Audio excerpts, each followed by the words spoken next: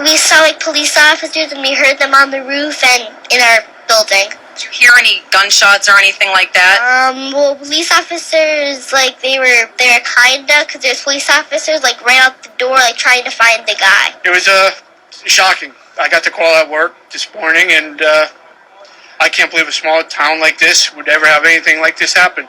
And to be in an elementary school, that's unheard of. K through doesn't even seem real. It just does not seem like it's even possible. It's like you read it in the paper or see it in the news, you're like, oh my God, that poor family. And then you have something happen so close to home. It's like, I think I'm still in shock. I can tell you that, first of all, obviously our hearts and prayers go out to the victims of this terrible incident.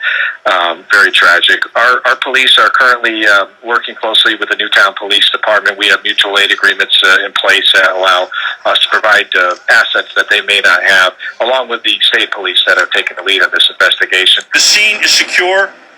State Police Major Crime Squad, Newtown Police Department, Danbury State's Attorney, and many agencies are working together to answer all the questions surrounding exactly what happened. Was everybody crying, scared, wanting their parents to come get them? Yeah, they were, and then some people were even, like, they kind of felt they got a stomach ache. A stomach ache. That just puts into context. We're not talking Aurora. This is not Fort Hood. This is not Virginia Tech. This is K through 4, 5 through 9, maybe. And you imagine that, without being maudlin, that although that mother of Alexis, she said that her heart was in a million pieces when she heard about the shooting, and even up to this moment of all this happening, she says it doesn't seem real.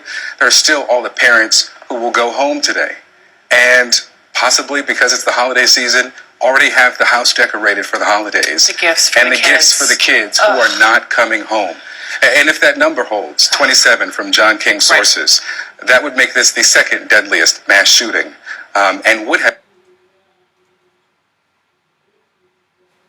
been the second deadliest, just with the 18 children who were killed today. It is horrendous. I covered a couple itty-bitty kids were killed in the Amish school shooting in West Nickel Mines a couple years ago, and Virginia Tech, but there is no comparison. There is absolutely no comparison, especially as you point out, we're talking kids as young as kindergartners. Wolf Blitzer, I know you have a daughter.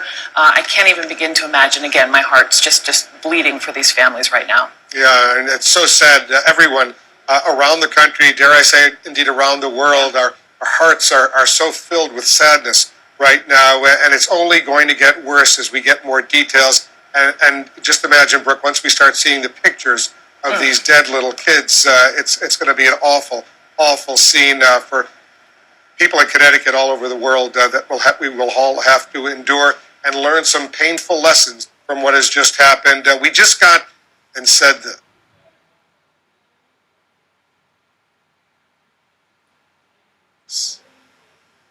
There was, like, police officers, like, down on the roof, and there was also in the hallways. And what were they telling you guys? They didn't really tell us anything. None of them came in our classroom. And they moved you? They moved them to the firehouse, and that's where all the parents and everybody came to see them. Do you think that all the kids were pretty brave like you were? I mean, when it met? Some of them were, like, a little scared, but we had to go through it. How did you know they were?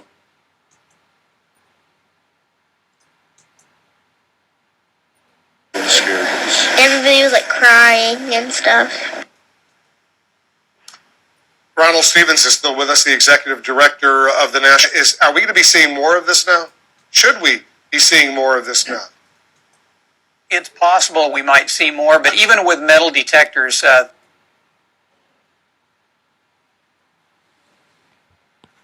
things happen so quickly. You can think of the situation at Red Lake, Minnesota, where they actually had officers and metal detectors at the door, and yet the shooter still came in.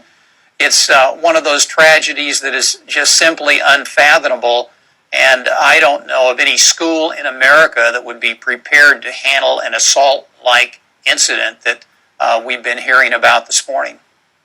So does that mean we just throw up our hands and say there's nothing we can do? I don't think it means that. When we start looking into this matter and doing the investigation, I think we're going to find, I will predict that we will find that there were a number of warning signs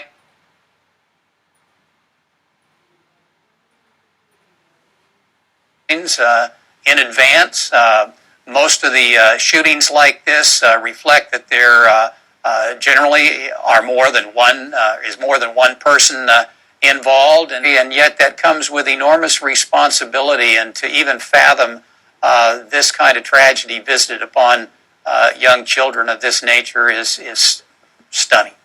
And it looks now, based on the latest information we're getting, John King reporting 27 dead, 18 or so of them children in this mass shooting in Newtown, Connecticut. We just got this reaction in from a father and a son who were on the scene. The father obviously was rushing there and panicked. Watch this. We don't have it yet, but we're going to get it ready for our viewers. More reaction coming in. Ronald Stevens is still with us, the executive director of the National School Safety Center. Ronald, is there any advice you want to give the parents who are watching right now? Because kids are in school all over the country. Well, I would just encourage parents to tell their children that they love them, spend some time with them, try to offer some form of comfort, and just realize how precious they are. From my own perspective, this morning I saw 3 of my grandchildren between these same ages, 5 to 9 or 10, in this school go away, and it is a parent's and administrator's worst nightmare. The administrators all say they never thought it would happen here, who experienced this, and parents just don't think that it could happen in their communities. But this is a vivid reminder of where our society is today. We're now told the president will be in the White House in the West Wing. He'll go into the press briefing room at 3:15, less than a half an hour from now, 3:15 p.m. Eastern, and deliver a statement on this mass killing in Connecticut. Listen to this clip. We just got it in. A father and son at Sandy Hook Elementary School in Newtown, Connecticut. It was terrifying. I'm still terrified. I think I'm still in shock about it all. I still don't know everything that happened. I know that there are some people missing, that they've been taken to the hospital. I don't know if everyone's been accounted for. It's terrifying. You're rushing over here and you can't get to where you need to go, and you have to park down here and walk. I'm glad that my son is okay. He seems to be handling it actually pretty good right now. I know my son's teachers have been okay as well, but I've heard other teachers are not okay. Once again, the preliminary reports coming in right now, 27 dead. That number potentially could change. 18 to 20, we're told. Children, others, teachers, and others at this small Sandy Hook Elementary School in Newtown, Connecticut. Once again, the President of the United States at 3:15 p.m. Eastern from the White House press briefing room. We'll have live coverage of that. We're also awaiting remarks from the governor of Connecticut, Daniel Malloy. Much more coming up. We're following the breaking news, a horrific story. One of the